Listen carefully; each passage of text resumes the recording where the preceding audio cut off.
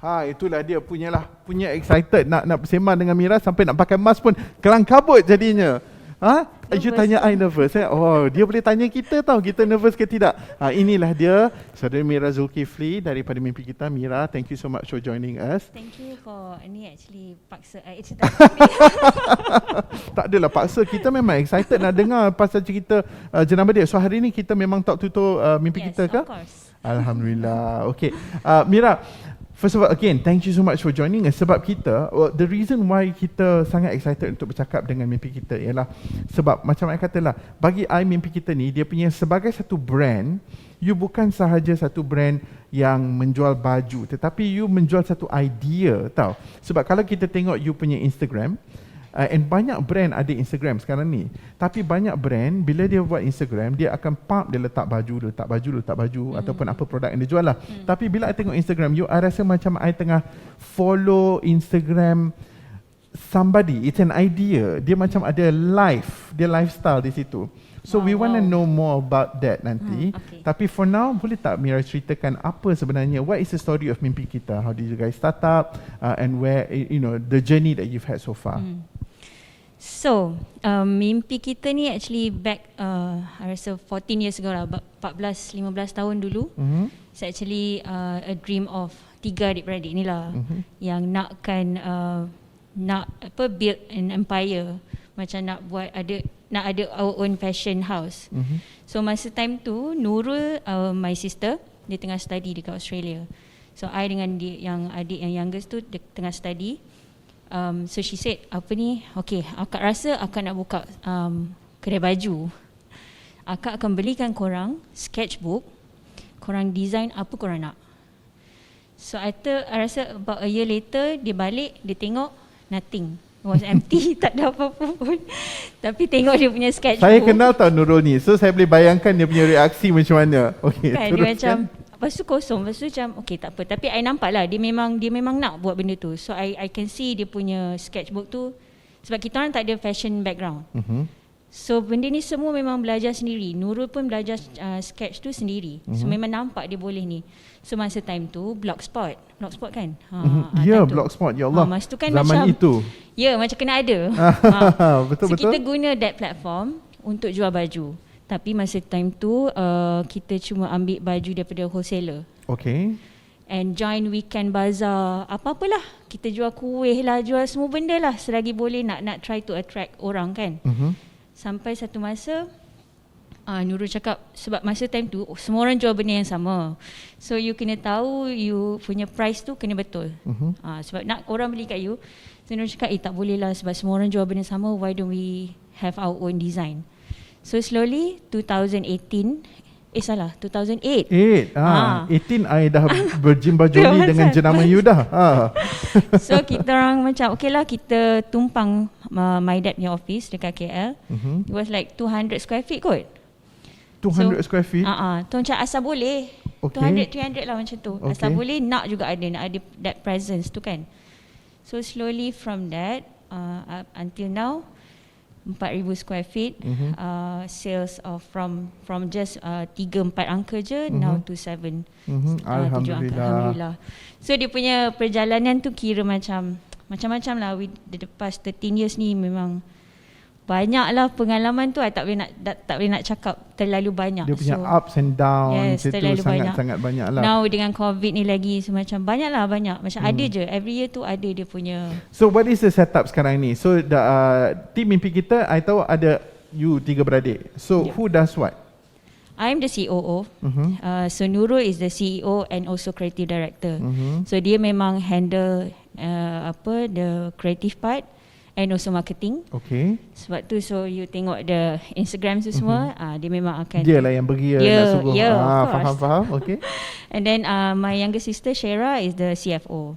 Okay. So basically masa I rasa start to 2015 kot, baru slowly kita orang macam tahu each punya strength.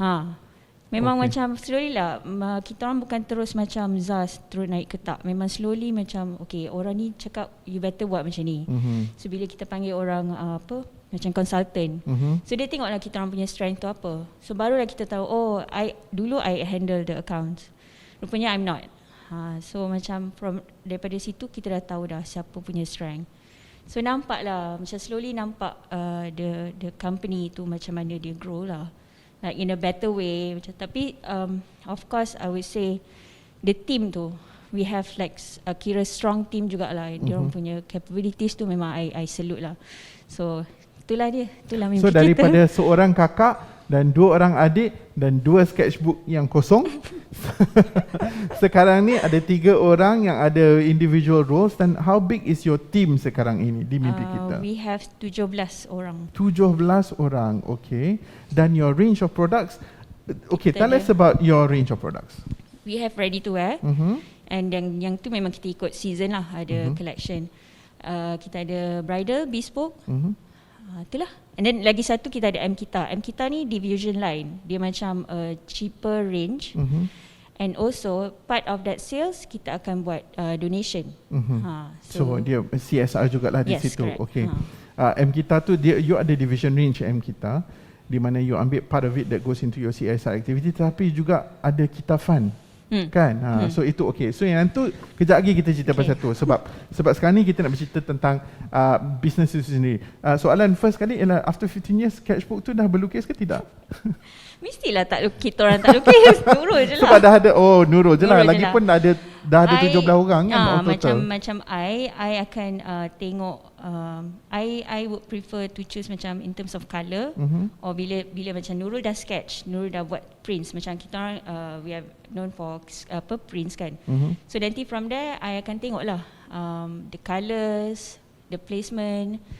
So macam dia start daripada Nurul, so kita akan macam memang akan go through with the whole team. Faham. Okay. So macam I have the eyes for the colours, macam itulah, something like that. Faham. Okay, alright. So you're the colour girl lah. Faham. Okay, so ada 2 soalan yang nak book nanti lepas ni. So sekejap lagi yang nak book soalan tentang, kita bercakap tentang lifestyle di dalam mimpi kita punya Instagram tu, dan juga later on kita nak bercakap tentang apa ya? I had something to talk my mind. I'll come back to me sekejap lagi. But for now, so let's try to understand a little bit about you punya sales tu yang dah mencapai alhamdulillah 7 figure tu.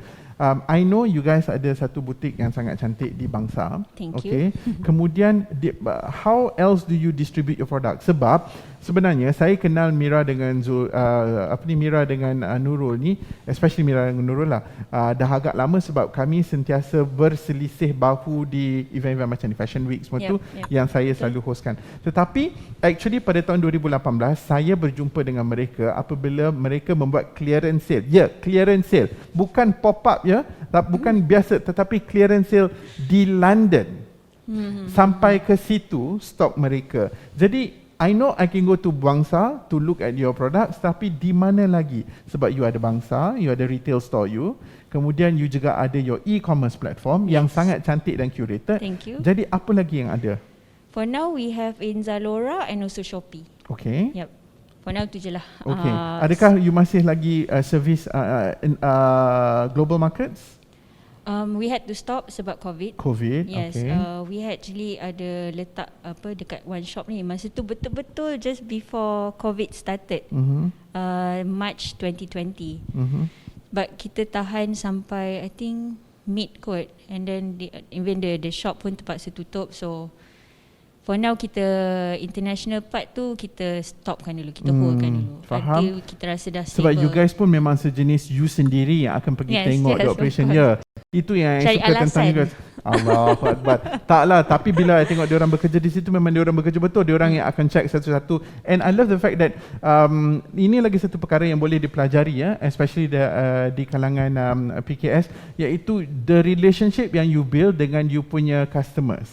Sebab I menilai cara you guys berinteraksi dengan you punya customers di sana, ada kombinasi your Malaysian fans yang duduk di sana, tetapi juga ada the international fans. So that means the Brits yang diorang bukan masuk nak tengok apa benda, diorang masuk dan tahu apa nak cari. So how did you build that relationship dengan mereka? I rasa masa jauh tu. When we started nak fokus to London tu, basically macam kita start all over balik. Macam sebab kita tak tahu apa-apa, kita tak tahu market kat sana. So memang we hire a consultant, macam-macam lah, memang from zero lah. So that's why memang kita kena sentiasa, dia kena ada that brand presence tu is very important.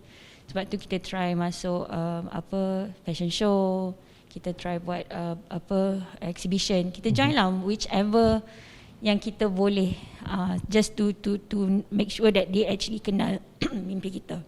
Okay, how did you find, macam you dah sebut tadi fashion show, kalau dekat Malaysia ni I faham lah mungkin lebih mudah, but how did you find lubang-lubang itu untuk meletakkan jenama you? Yang kita, that's why we hire consultant. Okay. So tapi kita perlulah juga ada, kadang-kadang perlu jugalah. Because kita tak tahu dia orang punya market macam mana. So kita pun nak kenal juga apa yang dia orang nak tengok from us. Kan macam kita, okay, sini kita dah tahu dah, memang kita tahu majority is Malay. And for them macam orang bertudung, macam mana kita nak marketkan kita punya fashion. Bukan, it's not that, sebab kita tak nak orang tengok mimpi kita ni untuk orang yang berhijab sahaja. Yes, so kita nak it's a modest fashion. So kita nak educate them that macam, okay look, it doesn't mean that you tak pakai tudung you tak boleh pakai baju kita. So our baju is like meant for everyone. Yelah, modest tu bukan orang Islam je yang modest, correct. kan. So kita nak kena make sure they understand benda tu lah. Faham. I think the key learning di sini ialah daripada apa yang you baru cakap tu, ialah sometimes you just have to understand your limitation sendiri. True. Dan acknowledge the fact that bila benda tu bukan your area of expertise, it's okay to minta tolong daripada orang, consultants, agencies and all that. Right? So memang macam throughout the years ni memang it's all a learning process. Until today, until now, memang ada je benda you akan macam discover new things. So you tak boleh nak stop. Dia mesti ada macam something datang. Sometimes it's from the staff itself. Kan, dia orang yang bagi this idea. So Okay, alright. Okay, so now I want to understand a little bit about how you guys market the brand. Okay, because I love, itu benda yang I paling suka tentang mimpi kita. But at the same time, kalau you guys ada soalan, kalau anda ada soalan, go ahead and tanya soalan tu. Mira paling nervous pasal soalan yang bakal anda ajukan. Bukan soalan daripada saya tau. Sebab dengan saya dia macam sembang. Kalau anda ada soalan, sila ajukan soalan itu di dalam chat box ataupun menggunakan Q&A function, dan saya akan cuba mendapatkan Mira untuk menjawab soalan-soalan itu. Okay, marketing. Okay, brand mimpi kita itu dah memang ada, okay, dah lama, dan you guys semua pun memang sangat kenal dengan diri you sendiri dan apa yang you cuba lakukan melalui produk-produk you. So in terms of brand equity dah strong. Tetapi cara you market your products itu dengan menjaga estetika di dalam Instagram, dengan menjaga you have a very clear identity. Bila kita tengok you punya e-commerce platform contohnya, the colours that you use, kan, semua tu. Can you take us through the thought process for that tak? Macam mana you all fikirkan benda tu? Ke memang itu natural? Of course ada proses je lah. And kita actually start ada website ni I rasa 2016. So I rasa memang alhamdulillah nasib baik time tu kita decide to buat website. Sebab I, Nurul dengan Syera, kita orang tak suka shopping online. So that's why sebab kita tak boleh try. Macam tak puas. Dia rasa tak puas. Tapi kita tahu that time memang orang suka shop online, which is nak beli je kan. So from there kita tengoklah time tu kita lah model, kita lah photographer kan. Kita we have to actually it's a learning process lah. You trial and error. Memang macam sebila kita dah ada expertise, kita dah ada team kita yang memang dia ni handle marketing, dia ni handle social media content. So from there kita belajar lah. Macam kita orang pun dah lama in the industry. So I rasa macam sometimes I, Nurul, macam rasa kita ni dah tua. So kita nak macam new idea, nak fresh ideas tu. That's why the team tu datang, dia orang akan curate lah. Dia orang bagi tahu, okay, this is the whole week punya plan. Okay, alright. So memang sentiasa kena macam ni lah, kena sentiasa tengok, like study. Okay, faham. Ada banyak orang yang berpendapat, especially the slightly older generation, slightly older generation, mereka berpendapat mereka lebih tua, artinya mereka lebih tahu. Okay, but the trust is not put on, especially sekarang ni bila kita nak marketkan produk-produk seperti baju dan lifestyle, kita kena lihat apakah dia lifestyle Gen Z sekarang ini. True. Dan mereka rasa tak perlu nak ambil Gen Z masuk sebab kita tahu kita dah lalui asam garam sebelum ini. Betul. What do you feel about that? Adakah you ada Gen Z dalam team you yang boleh advise you tentang ini trend-trend dia? Okay. Sekarang kita orang selalu question our team, umur you berapa? Like, kita orang macam always terkejut sebab macam ya Allah mudanya. So but it's good sebab actually sekarang kita kena fokus diorang punya generation. Sebab kita punya generation dah macam slowly macam dah lah, you dah tak relevant. Bukanlah tak relevant, but kita nak fresh ideas. So of course our target market memang yang paling ni is 25 until 34. Tapi tapi actually nak capture this younger generation ni memang susah. Sebab diorang ada diorang punya KPI lah. Oh, KPI. Cuba terangkan sikit KPI diorang tu macam mana from your perspective. Because macam kita tahu our Instagram followers now is 355k. From that macam to get yang budak-budak muda punya crowds ni, they have their own IG punya content punya feelers tu semua tahu. So kita pun macam nak study pun, tapi kita nak kita punya estetik juga. So kita kena macam balance out. So that's why we don't want to push sangat macam dalam social media tu, tak nak push jual baju. Kita kena promote lifestyle juga. So macam tu in a way you macam you tapi boleh kenapa? balance. I mean itu soalan yang memang paling basic lah. Kenapa nak promote lifestyle itu bila you jual baju? Tidakkah lebih mudah untuk you meletakkan gambar baju setepek di situ? Sebab I rasa macam for us, kita girls ni macam community. Macam kita tak nak sebab jual baju je. I nak diorang tahu with this baju, with a certain baju, you boleh create a different look. You boleh create different lifestyle. Macam tu lah, like a lifestyle. So maknanya you yang membentuk opinion pengguna-pengguna you. Sebab the customers, they want that tau. Diorang macam diorang suka tengok. So they want to be inspired. Yes, correct. Okay. So itu peranan yang dimainkan oleh the seller ataupun the brand owner untuk memberikan inspirasi yang selari dengan apa you buat. Yes, betul. Okay, faham. So I guess that also ties in nicely dengan apa yang you lakukan dengan M Kita and juga your Kita Fund, because that's who you are. Cuba ceritakan sikit tentang M Kita dan juga Kita Fund. So M Kita started in 2016. Kita nak macam of course MK ni semua macam ni sikit tau, like with the print. So ada we know that customers ada yang macam dia tak suka print, they want it to be simple, easy. And then kita nak ready to wear yang macam it's very basic. So hence the M Kita. And then we feel like macam we have to give back to people. So that's why part of the sales tu kita donate. Was there something that happened? Ada tak benda yang berlaku? Was there a titik tolak yang membuatkan you bertiga fikir okay, kita perlu buat ni? I pun macam dah tak ingat dah. Tapi macam there's always bukanlah ni, tapi macam our parents pun jenis macam korang kena buat macam ni, kena derma tu kena ada. Macam if you tak boleh banyak, sikit in a day, seminggu sekali pun kena ada. So why not macam lalang tu kita buat lah supaya kita pun macam disiplin macam okay. Sebab apa-apa pun yang bantu kita sekarang ni is all the customers tu semua. They help us to be where we are now kan. Right. So might as well kita bagi balik lah. And then Kita Fund tu started bila COVID. So macam I rasa sebab I baru jadi mak, my daughter is 1 year 3 old. So macam I rasa benda tu dia punya emotional tu lain sikit. So masa COVID tu you went through pregnancy semasa COVID. Yes. So macam, and then when the team came out with the Kita Fund tu, kita macam okay, that's it. Like, why don't we do this? And alhamdulillah kita orang pun quite surprised with how it turned out to be. Memang macam menjadilah orang yang betul-betul tolong. And I'm surprised, like macam thankful tengok orang Malaysia ni terlalu baik tolong. So bila dah Kita Fund tu, and then bila the flood relief tu, so benda tu jadi continue lah. Adakah you rasa Kita Fund ni, the contributors ni, do they come from your core consumer base? That means mereka yang memang pembeli-pembeli you, ataupun adakah orang-orang baru yang masuk? Actually bila COVID happen, so actually kita banyak dapat new followers, new customers.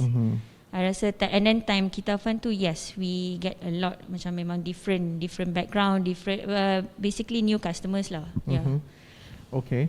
And so far you mentioned tadi that it's going to be continued. InsyaAllah, yes. Okay. So how do you envision both kita punya inisiatif dan kita fund ini untuk go into the next level? Do you have any idea of what do you think it's going to achieve next? Masa yang time flood ni, relief ni, actually macam I rasa time tu paling macam everyone was so down, yang macam dia nak tolong tapi at the same time semua down. So bila dah tu, and I see terlalu banyak sangat bantuan, so kita pun macam tak nak macam overtake. So kita control lah, kita macam okay, kita buat mana yang kita mampu. So that's why after 3 days we had to stop and kita start collecting funds. Tapi macam to us, we prefer to just maintain what we are doing now. Sebab it's best to just bagi whoever yang betul-betul ada the experience and the expertise. Sebab masa kita time ni pun kita collect, lepas tu kita dah tak tahu dah macam mana ni, sebab semua orang tengah tolong, sebab semua orang tengah gairah nak membantu, tapi takut bantuan itu tidak pergi channel yang betul. So kita macam okay, tak apa, kita buat mana yang kita mampu je. Okay, alright. And then kemudian let's go back to mimpi kita.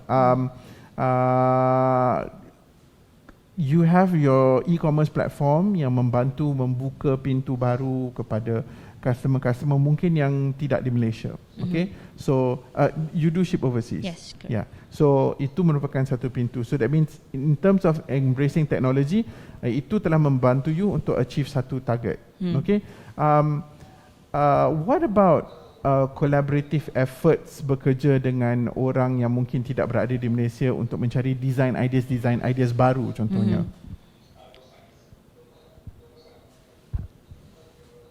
Okay. Okay. Masa when we started dekat London tu, bila kita hire the consultant tu, that's why we know lah macam your design has to be like this. So bila kita macam study balik, actually kenapa kita the question is kenapa kita perlu ikut diorang instead of kita maintain our aesthetic. So from there kita study lah, actually okay je. The difference is just macam okay, diorang ada 4 season. So kita ikut je lah season tu, but the design tu kita still maintain. It has to be modest lah, and semua orang boleh pakai. Just the difference is maybe the material. So banyak lah, we have to learn a lot of ni lah. Memang it's totally different market, totally different process. Tapi you memang kena, it's either you nak, so you have to go all out lah. So then what do you think is the next gear for you then in terms of aspiration? I rasa actually our Kita Girls is our inspiration, and also actually they are pushing us to do better.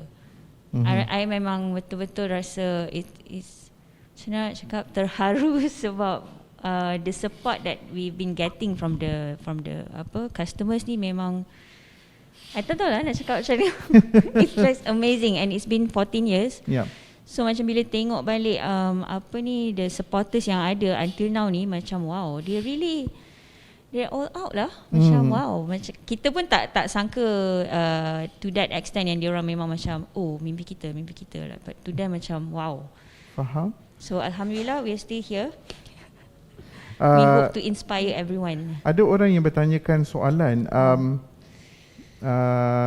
yang saya rasa mungkin tidak ada lagi di on screen, tapi saya boleh tanyakan soalan ini. Ada orang yang tanya, you have collaborated with Disney. Any more big names and brands to collaborate with in near future? InsyaAllah kalau ada okay je. Right now we are still doing with Disney. This is our 2nd year. So we have another few lah coming up. Okay, so yes. Tak nak bagi tahu dululah. Nak ada, semua tengah, baru January kan, so tengah macam okay susun like what's the next plan. Tu yang macam big names tu ada insyaAllah, tapi dia kena surprise. dan ada orang yang juga message kata you guys are doing amazing, good job girls. Oh, thank you. So that's really, really good. Okay, so I rasa that's all the time that we have. I'm going to go ahead and invite speaker kita yang seterusnya untuk join kita di atas pentas ni. Tapi sebelum itu mungkin before we part ways, mungkin ada di antara peniaga PKS yang sedang menonton ni, yang sedang melihat mimpi kita sebagai satu ideal. Sebab mungkin yelah, nak buat bisnes baju ni, orang kata semua orang boleh buat bisnes baju, semua orang boleh jual bisnes baju, tapi tidak semua orang boleh mencapai level brand, level kejayaan bisnes sama seperti contohnya ada beberapa jenama je kat Malaysia ni, macam Mimpi Kita, of course semalam kita ada Nilofa on set, so apa yang dia telah lakukan, and of course our good friends dekat Fashion Valley, Dark, Vivi, semua tu. So apakah yang membezakan usaha yang diletakkan oleh Mira dan juga Nurul and Syirah, buat brand anda yang memberikan anda the edge to go further dan memberikan fokus yang sepatutnya untuk memastikan jenama itu boleh di carry forward? I think as long as you know your aesthetic, you know your brand, you tahu apa you nak, insyaAllah, and the supporters, I mean the support from the family and also your team is very important. So I rasa kalau if you have that strong ni, you insyaAllah you get to it. Kan, it sounds like you're saying that it's about the relationships. Yes, it's correct. about building relationships, not just people around you, but also with the especially the team. Sebab diorang lah actually yang tolong you where you are now. Sebab kalau you tak ada nothing from the team, so macam mana you nak build the brand, build the community. So I juga suka the fact that macam contohnya one of my teammates, Hani, dia selalu membeli barang pipi kita, dan dia selalu one of the things she said, diorang selalu very responsive dalam nak menjawab komen ataupun menjawab DM. So that's really, really good. Yes, customer relationship itu yang sangat penting untuk dibina. Betul.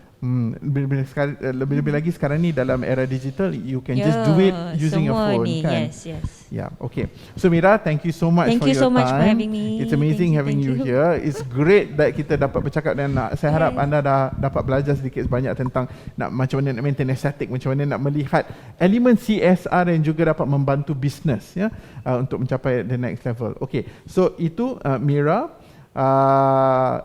Baru nampak ada soalan-soalan. You have aside from selling your own website, FV, and now dah di Shopee kan, what makes Mimpi Kita be on Shopee? Okay, itu soalan. Sekejap. Cop soalan. What makes Mimpi Kita be on Shopee? Boleh. Sebab Shopee ni semua orang boleh access.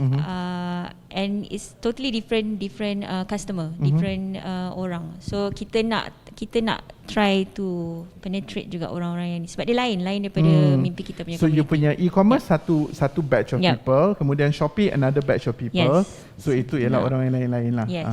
Boleh sempat selit soalan tak akhir. Okay Mira, thank you so much. Okay, jangan ke mana-mana. Selepas ini kita akan bersama dengan satu lagi presentation yang saya rasa akan sangat membantu anda. So stay with us di Reboot Now 2022.